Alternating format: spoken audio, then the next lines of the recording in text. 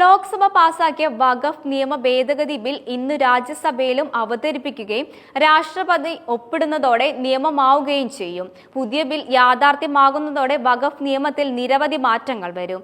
ക്ഷേത്രം, ക്രിസ്ത്യൻ ആരാധനാലയങ്ങൾ, ആദിവാസി ഭൂമി, പുരാവസ്തു, സർക്കാർ ഭൂമി ഇതൊന്നും വഖഫ് ഭൂമി ആവില്ല.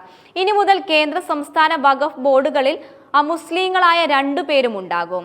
തർക്കങ്ങളിൽ തീരുമാനം ജില്ലാ കളക്ടർ എടുക്കും. നിലവിലെ കോടതിക്ക് പോലും ചോദ്യം ചെയ്യാൻ പാടില്ലാത്ത വഖഫ് ബോർഡ് അമിതാധികാരം നിർത്തലാക്കി. വഖഫ് സ്വത്തുക്കളുടെ കൈകാര്യം ചെയ്യൽ, ഭരണം എന്നിവ സങ്കീർണതകൾക്ക് ഒഴിവാക്കി സുതാര്യത ഉറപ്പാക്കലാണ് പുതിയ നിയമത്തിലൂടെ ലക്ഷ്യമിടുന്നതെന്ന് കേന്ദ്ര സർക്കാർ പറയുന്നു. മുസ്ലിം സമുദായത്തിലെ പിന്നോക്ക വിഭാഗങ്ങളായ പസ്മന്തകൾ തുടങ്ങിയവർക്കും മുസ്ലിം സ്ത്രീകൾക്കും വഖഫ് ഭരണത്തിൽ പ്രാതിനിധ്യം ഉറപ്പാക്കുന്നു. വഖഫ് സ്വത്തുക്കളുടെ ഭരണത്തിൽ ന്യൂനത സാങ്കേതിക വിദ്യ പ്രയോജനപ്പെടുത്തും. പുതിയ നിയമത്തിലെ പ്രധാന മാറ്റങ്ങൾ: ആർക്കും വഖഫ് നൽകാമെന്നത് ഒഴിവാക്കി. ഇസ്ലാം മതം 5 വർഷമെങ്കിലും ആചരിക്കുന്നവർക്ക് മാത്രമേ കഴിയൂവെന്ന് ഭേദഗതി. വഖഫ് സ്വത്തായി മാറ്റും മുമ്പ് സ്ത്രീകൾക്ക് അവരുടെ പിന്തുടർച്ചാ അവകാശപ്രകാരം സ്വത്ത് നൽകണം.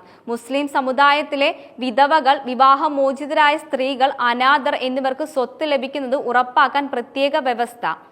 കേന്ദ്ര വഖഫ് കൗൺസിലറും സംസ്ഥാന വഖഫ് ബോർഡിലും 2 വീതം മുസ്ലിമുകൾക്ക് അംഗത്വമാകാം.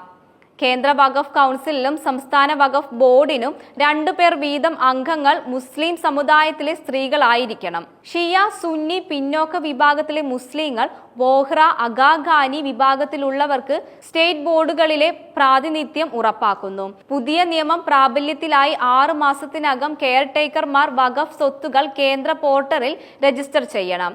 വഖഫ് ആണോ സർക്കാർ ഭൂമിയാണോ എന്ന തർക്കമുയർന്നാൽ ജില്ലാ കളക്ടർ മുകളിലുള്ള ഉദ്യോഗസ്ഥർ അക്കാര്യം പരിശോധിച്ച് തീരുമാനമാക്കണം.